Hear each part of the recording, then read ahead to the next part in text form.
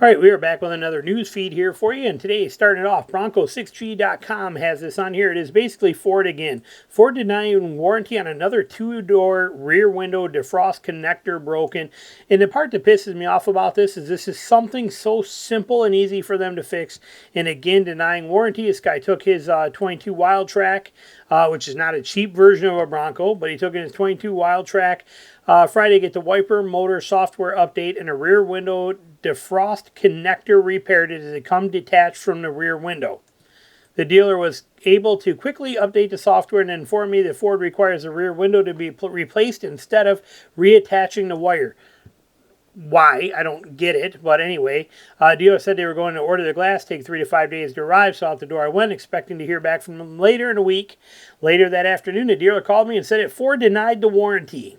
They provided no explanation as to why, and maybe if we wait 2 weeks, they might approve it. What the heck is that? Anyway, here it is right here. Okay, see, this is the rear window. This little thing right here should be stuck right there. That's where it goes. This little piece should be sticking right there. Apparently, the wire or something is too short, and it should have stayed on there. You can see here where it popped off, and Ford is refusing to fix something like this under warranty. I mean, this is the dumbest stuff we've ever heard. It just goes on, and you can see here, it even says another. Okay, another. Ford denying warranty on another. Okay, they're doing this a lot. Like I said, Ford has got to get their crap together, and it's funny because in the next news article I'm going to record, whatever that one publishes, we talk about Ford, how they're talking quality control and how they're going to delay. It's just ridiculous. But anyway, it's just blowing smoke up your butt, and it's peeing down your back and telling you it's raining with Ford. The warranty stuff at Ford is unbelievable. The recalls are unbelievable. The way Ford's handling stuff is just ridiculous. Moving on from there. EV charging station. This one here is the key one we are going to talk about in this one here. But you want to figure out a good way to get your car keyed and actually have it wrecked, or somebody, slash your tires, or like I said, key the side of your car. Pull this crap right here. EV charging station iced by Ford Ranger Raptor is oh so childish. To add insult to injury, the charging cable was tucked inside the Raptor's rear bed under a lock cover here. But so here's an EV charging station, which if you're part of EVs, you know that number one, there's very few charging stations, and it's always a fight to try and find one. And then to have somebody with a Ranger Raptor back into here and not only take the parking space, but then to also lock up the actual charger so that nobody can use it. This is stupid. There's nothing fun about this. This is just childish, ridiculously stupid. I don't know who this guy is, or obviously, but I mean, this is dumb. And it's also, in today's world, this is a good way to have somebody run down the side of your car with their keys, to slash your tires, to, dent your truck. Don't pull this stupid crap. Don't do this stuff. Especially when you think about the people that are, the stereotypical EV owner. There are people that aren't going to take a lot of this kind of crap.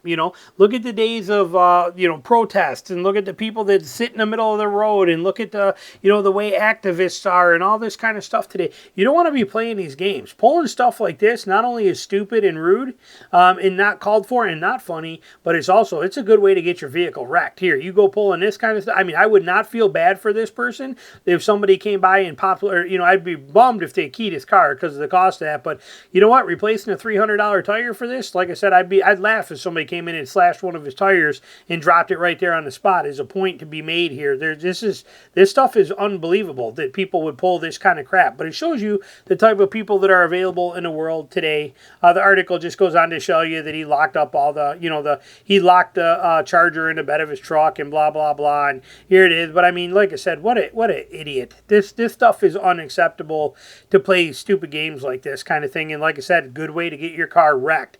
And honestly, a lot of people would side with the people who actually keyed or damaged your car for doing something like this. I'm not saying I would side with them for damage, but I would laugh if somebody popped his tire, ended up slashing one of his tires, just one, because then it's a lesson learned. You can put the spare on and go get a new tire, and it costs them a few $100, but it would be a funny point there at that point. This is, like I said, don't play these games. This is play stupid games, win stupid prizes. That's basically what it boils down to. This is my grandpa used to say all the time. Play stupid games, you win stupid prizes. This is the great way to win stupid prizes. Moving on from there. Y24 will be the year of the EV U-turn, meaning they are starting to slow down in here. Okay, they are still more expensive than ICE powered. We're not staying on this long. This is going to be 30 seconds. I get tired of talking about EVs, but they're more expensive than ICE powered. More EVs are charged using fossil fueled power. This is the part I wanted to talk about. Okay, they go on to say that it also has to do with the charging infrastructure, finding chargers, finding on-road fast chargers has become an issue. All the even they say even even the dealerships lack enough charging stations to keep their fleets charged. So it's just a problem with chargers. But look at this. Keeping your EV charged enough to get you to and from important destinations is obviously an issue, but there's a lingering environmental concerns that could slow large-scale EV adoption as well. Mostly centered around the manufacturing and disposal of lithium-ion batteries, but another issue is the source of power going to charging stations. According to Catherine, whatever her name is, of Argis, whatever, online, only 11% of electricity generated for the U.S. power grid comes from sustainable sources like wind or solar, meaning your EV may not be as environmentally friendly as you think. She noted that while internal combustion engine tailpipe emissions are harmful, electric-powered cars that receive their electricity from fossil fuels are responsible for releasing greenhouse gases at the front end, meaning the point at which their batteries are charged. This hidden issue seems to be less critical than a lack of charging infrastructure, particularly in rural areas, but could become a concern for true environmentally conscious drivers. The best case scenario involves the development of a more eco-friendly power grid that relies more heavily on solar and wind, and we know we can't do that. That's not even an option with what we use today. And remember that the people of today, they would cut down the last tree if it meant they got 7 more minutes on their iPhone. It's the world we live in today. Moving on from there, the other one that we are going to cover today. This one here is short, and I have searched article after article, and I cannot ID what lines this is that they're talking about, okay? But Toyota halts production lines over hunts production lines over part shortages. Okay, there's 6 of them. Toyota has said it will halt 6 production lines at 5 of its plants in Japan.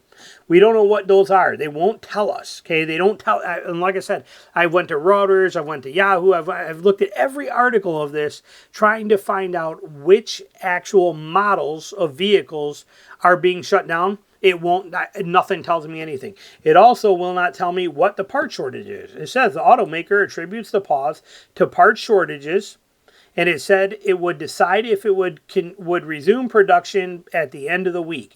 No further details were given on which plants are affected or what parts are involved. That's what made me go diving. And I went searching and searching. I found nothing. I can't give you any more other than the fact that Toyota, for the reason that they call part shortages, have shut down 6 entire production lines, and we don't know what's going to happen, or if production, when it will resume at the end of the week, or we don't know what's happening. But 6 plants are shut down right now. Was originally created, published by Just Auto. Okay, just that, and that's all they get. This is it. This whole article. They don't give you anything else on here. So that's where we're at. Hope you enjoyed it, and thanks for watching.